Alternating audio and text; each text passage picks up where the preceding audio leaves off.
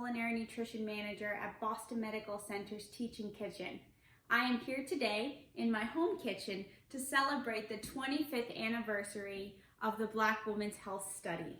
This is a very exciting accomplishment, and what an amazing study. It is an absolute honor to be here today.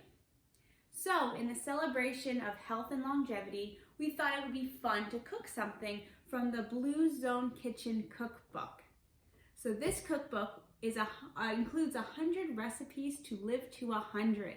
And the recipes came to be from a study that looked at all of the longest living people in the entire world and looked at their lifestyle, but also their diet. And they asked these individuals what they ate and what their favorite recipes were, and they put them together in a compilation that we now know as the Blue Zones.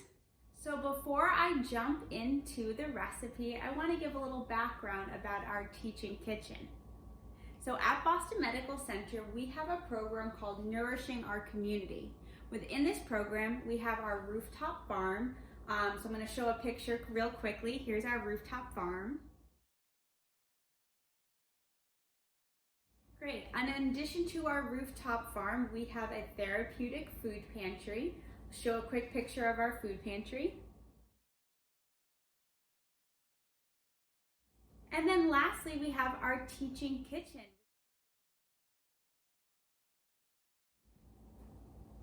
So at Boston Medical Center, it is our mission to not only advise patients to eat healthfully, but also provide them with healthful food and recipes on how to cook that food.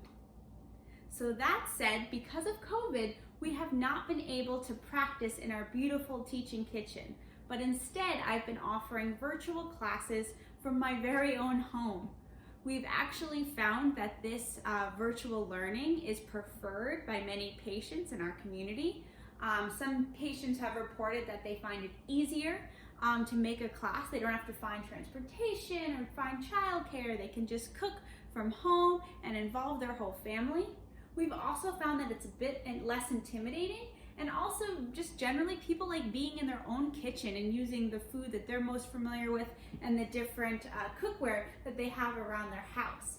So even after COVID, we plan to continue having virtual classes in addition to our in-person cooking classes in the teaching kitchen. So that is a little background about the teaching kitchen, but now I want to jump into our recipe. So today we are going to make a bean soup 3 ways. So I'll be honest, we're only going to make the soup one way, but the recipe talks about ways you can make it 3 different ways. So for the base of this recipe, we really just need broth, either chicken broth or vegetable broth, whatever you prefer at home. 3 cans of beans, so I'm using catalini beans and kidney beans, but you could use black beans or chickpeas or whatever beans you'd like. We have potatoes chopped up. I'm using just a russet potato, but you could use a sweet potato or really any other potato. I have chayote, which is kind of like, it's kind of like crunchy like an apple, but it's used more like a squash. So you could substitute this chayote with like zucchini or even eggplant, yellow squash, any of the squash. I also have some carrots and some peppers and some onion, which you could substitute with really any vegetables you have at home. And then for the topping, I have a little, some chopped cilantro and some garlic. So really any seasonings. This is a super easy recipe that you can make at the beginning of the week and have every day. We have lots of micronutrients from all of the vegetables and the colors, and we have lots of protein from our beans. And then our potatoes add a little extra carbohydrate for energy. So just this soup alone is a nice balanced meal that will keep you full and satisfied way after eating. So that's a little bit about the ingredients. Let's get cooking. So first we're going to heat about 1 tablespoon of oil over medium-high heat. We're going to wait for the oil to get very hot. A way to test this is by putting one piece of vegetable and wait till it starts sizzling. Once you hear the sizzling sound, we are going to add 2 cups of chopped potato,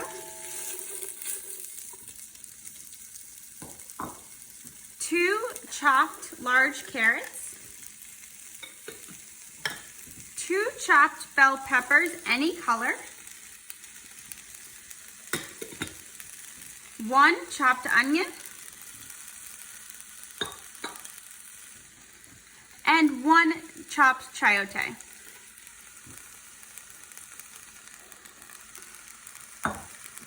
We will cook until the vegetables become very tender.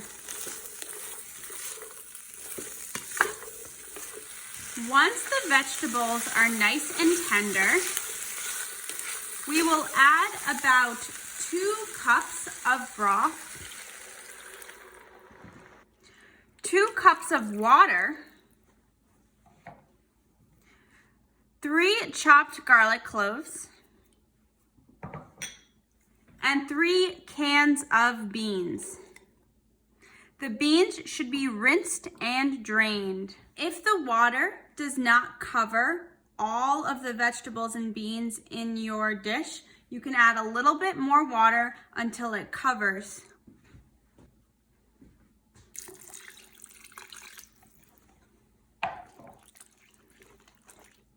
Next, we will add the lid and cook for about 25 to 30 minutes. So while the soup is cooking, let's talk about beans. Beans are the major source of protein in this dish. Beans, as well as protein, have a lot of fiber. So fiber is good for a few reasons. 1, it helps regulate digestion. B, it helps feed the bacteria in your gut and help create a very healthy gut microbiome. And C, it helps reduce cholesterol. It actually binds to cholesterol and helps you excrete it to reduce how much cholesterol you absorb. Lastly, fiber slows down digestion to keep you full, but also help regulate your blood sugar. So having a protein source like beans is actually a great option because of all of these other benefits. As well as fiber, they have a lot of minerals. They have magnesium, zinc, potassium, a little bit of phosphorus. These minerals help with all sorts of different mechanisms in the body. So I know most of us are used to eating meat with every meal, but actually having a soup with a plant-based protein like beans is a much healthier option, but still provides a good amount of protein. All right, our soup is done. Ooh, I can smell all of those delicious scents. The way I know it's done is all of the vegetables and potatoes are very soft and tender. That's what we're looking for in the soup. If your soup seems a little too watery, you can keep cooking it with the lid off and you can see all the steam. This steam helps the water evaporate and reduce the amount of water in the soup. If it kind of seems thick, you can keep the lid on and keep all of that steam contained so you don't lose any water. So once all of the vegetables are nice and soft, we are going to add a big bunch of chopped cilantro. You could use any fresh or dried herbs, whatever you like. Just feel free to add it, and we're gonna mix it in. Beautiful. And that's it.